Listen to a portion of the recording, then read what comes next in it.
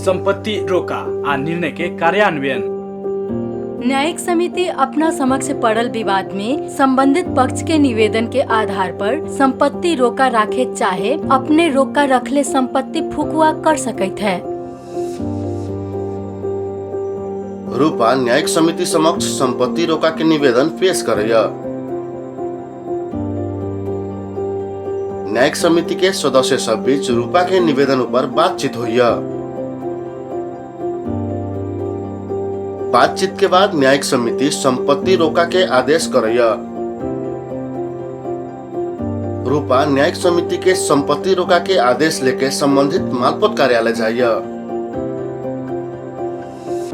पीड़ित पक्ष न्यायिक समिति समक्ष प्रतिवादी के नाम में कोनो बैंक, कंपनी, वित्तीय संस्था चाहे अन्य कोनो निकाय में रहल खाता, निक्षेप चाहे प्रतिवादी के मिले वाला कोनो भी रकम यथा स्थिति में रख के केकरो भुगतानी न देवेला चाहे न देवावेला चाहे प्रतिवादी के हक भोग के कोनो भी अचल संपत्ति केकरो भी बेहोरा से हक हस्तांतरण करे से रोका करे के लेल निवेदन दे सकैत है। ओहन निवेदन देला पर न्यायिक समिति प्रारंभिक जांच बूझ से ओ बमोजिम करे के लेल उपयुक्त देखला पर अवधि तोक के रोका के लेल संबंधित निकाय में लिख के पठा सकैत है।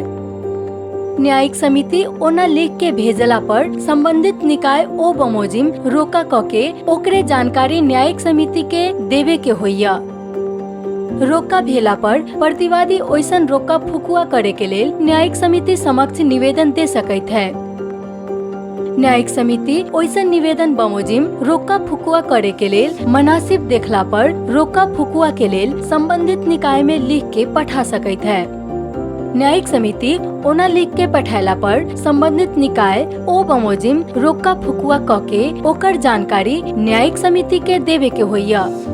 न्यायिक समिति के निर्णय बमोजिम कोनो पक्ष के साथे जरिवाना चाहे बिगो आ अन्य कोनो प्रकार के असूल ऊपर करे भेला पर ऊ पक्ष जरिवाना तीरेला बुझावे आयला पर बुझ के सदर क के जरिवाना के लगत कट्टा करे के होइया। जरिवाना चाहे बिगो असूल ऊपर न भेला पर संबंधित पक्ष के नाम तथा जरिवाना रकम समेत के विवरण गांवपालिका चाहे नगरपालिका के कार्यालय के साथे सभे वडा कार्यालय में समेत अभिलेख के लेल पठा सकैत है।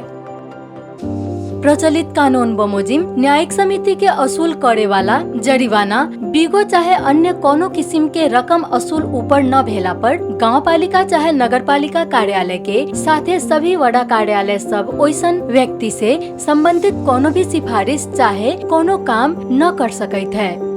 न्यायिक समिति कैले कोनो निर्णय बमोजिम कोनो पक्ष रखले दस्तूर चाहे अन्य कोनो किस्म के रकम कोनो पक्ष से भरपाई पावे के भेला पर भरपाई पाए वाला पक्ष भर देवे के पक्ष के ओइसन रकम भरा देवे के स्रोत खोल के निवेदन देवे के होइया।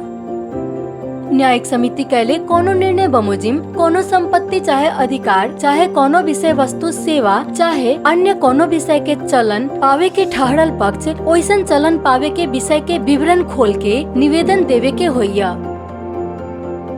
निवेदन पढ़ला पर न्यायिक समिति के निर्णय बमोजिम के विषय के चलन चला देवे के पड़ैया।